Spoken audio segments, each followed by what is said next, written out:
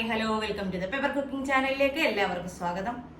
ഇന്ന് ഞാൻ നിങ്ങളുടെ മുന്നിലേക്ക് കൊണ്ടുവരുന്നത് ഒരു പുതിയൊരു റെസിപ്പിയാണ്.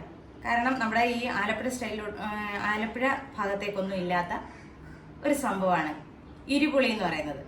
അതായത് വടക്കോട്ടൊക്കെ പ്രചാരത്തിലുള്ളതും എന്നാൽ തെക്കൻ കേരളത്തിലോട്ട് ഇല്ലാത്തതുമായ ഒരു സംഭവം. അപ്പോൾ ഈ ഇരട്ടിപ്പുളി എന്ന് പറഞ്ഞാൽ എന്താ, അത് നമുക്കൊന്ന് നോക്കിയാലോ.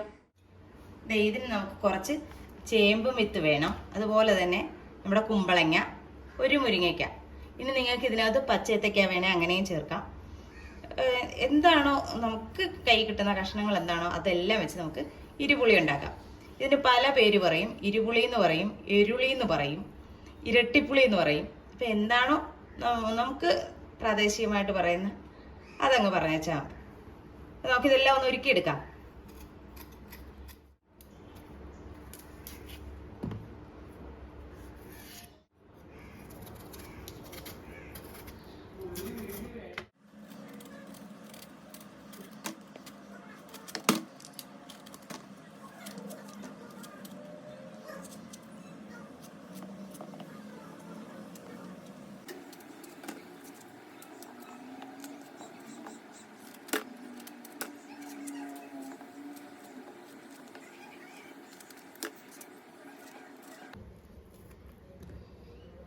നമുക്കിതെല്ലാം കൂടെ ഒന്ന് വൃത്തിയായിട്ട് കഴുകിയെടുക്കാം. നമ്മളിതേ കഷ്ണങ്ങളെല്ലാം കഴുകി ചട്ടിയിലേക്ക് ആക്കിയിട്ടുണ്ട്. ഇനി ഈ കഷ്ണം മുങ്ങിക്കിടക്കത്തക്ക രീതിയിൽ നമുക്ക് വെള്ളം ഒഴിച്ചു കൊടുക്കാം. നന്നായിട്ടൊന്ന് വേവിച്ചെടുക്കണം. ഇതിനകത്തേക്ക് നമുക്കൊരു 3 പച്ചമുളക് നെടുകെ പൊളർന്നത് ഇട്ട് കൊടുക്കാം.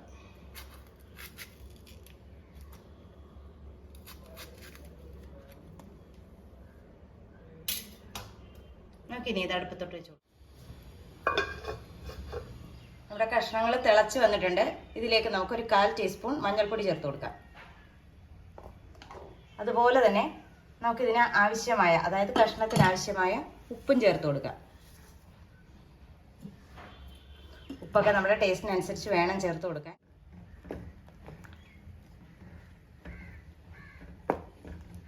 നമ്മുടെ കഷ്ണങ്ങൾ വെന്ത് വരുന്ന സമയം കൊണ്ട് നമുക്കിതിലേക്ക് ഒരു അരപ്പ് തയ്യാറാക്കാം. അതിനായിട്ട് ഒരു 2 പിടി തേങ്ങ, 2 കൈപ്പിടിയോളം തേങ്ങ ഞാനിവിടെ എടുത്തിട്ടുണ്ട്. ഇതിലേക്ക് നമുക്കൊരു 2 പച്ചമുളക്, ഞാൻ നേരത്തെ 3 പച്ചമുളക് നമ്മൾ കഷ്ണത്തിൽ ചേർത്തിട്ടുണ്ട്. ഇതിലേക്ക് ഒരു 2 പച്ചമുളക് ചേർത്ത് കൊടുക്കാം. ഇതിനകത്തേക്ക് നമ്മൾ പ്രത്യേകിച്ച് ജീരകമൊന്നും ചേർക്കുന്നില്ല. ഇത് നമ്മൾ തൈരിലാണ് അരച്ചെടുക്കുന്നത്. ഇപ്പോൾ തൈരിന് ഓവർ പുളിയാകാൻ പാടില്ല, കാരണം നമ്മൾ ഇതിൻ്റെ കൂടെ ഇച്ചിരി പിഴുപുളിയും ചേർക്കുന്നുണ്ട്. അപ്പം നമുക്ക് ആവശ്യത്തിന്, ഇപ്പം ഞാനൊരു 3/4 കപ്പോളം തൈര് ഒഴിച്ചു കൊടുത്തിട്ടുണ്ട്. നമുക്കൊന്ന് അരച്ചെടുക്കാം. നമുക്കിതിലേക്ക് ഒരു ലേശം പിഴുപുളിയുടെ ആവശ്യമേ ഉള്ളൂ. നമുക്കിതൊന്ന് വെള്ളത്തിൽ കുതിർത്ത് ഒന്ന് ചേർത്ത് കൊടുക്കാം. ഇതുകൊണ്ട് ഞാൻ പുളി പിഴിഞ്ഞെടുത്തിട്ടുണ്ട്. ഇത് നമുക്ക് കഷ്ണങ്ങളിലേക്ക് ചേർത്ത് കൊടുക്കാം. നമ്മൾ പിഴുപുളി ചേർക്കുമ്പോഴും നമ്മൾ ശ്രദ്ധിക്കണം, കാരണം നമ്മൾ ഈ കഷ്ണത്തിലേക്കാണ് പുളി ചേർത്ത് കൊടുക്കുന്നത്. ഒരുപാട് പുളിയായി പോയാലും ഇത് കൊള്ളത്തില്ല. നമ്മുടെ തൈരും പിഴുപുളിയും കൂടെ ബാലൻസ് ചെയ്ത് നിൽക്കണം, എന്നാൽ മാത്രമേ നമ്മുടെ കറിക്ക് ടേസ്റ്റ് ഉണ്ടാകത്തുള്ളൂ. നമ്മളിത് നല്ല മഷി പോലെ ഇവിടെ അരച്ചെടുത്തിട്ടുണ്ട്. നമുക്കിത് കഷ്ണങ്ങളിലേക്ക് ചേർത്ത് കൊടുക്കാം. നമുക്കിതിലേക്ക് അരപ്പ് ചേർത്ത് കൊടുക്കാം.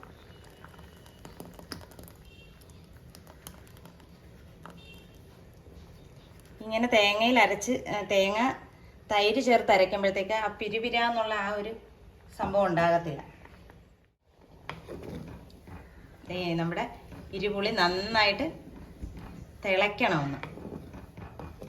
നന്നായിട്ട് തിളച്ച് വരുമ്പോഴത്തേക്ക് നമുക്കിത് വാങ്ങാം.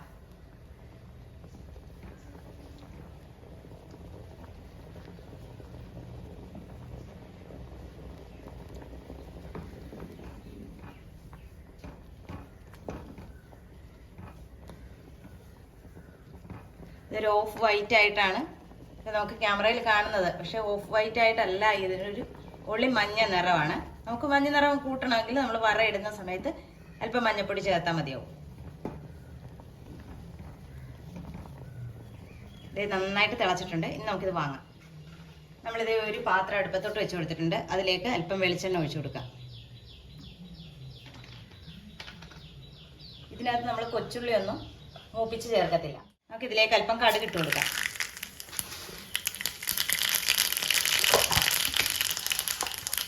കടുക് ഒന്ന് പൊട്ടി വന്ന ഉടനെ ഒരല്പം ഉലുവ,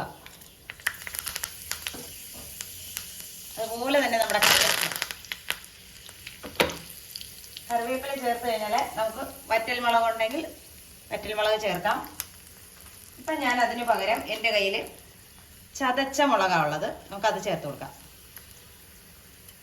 എണ്ണയിലായതുകൊണ്ട് അത് പെട്ടെന്ന് മൂത്ത് കിട്ടും.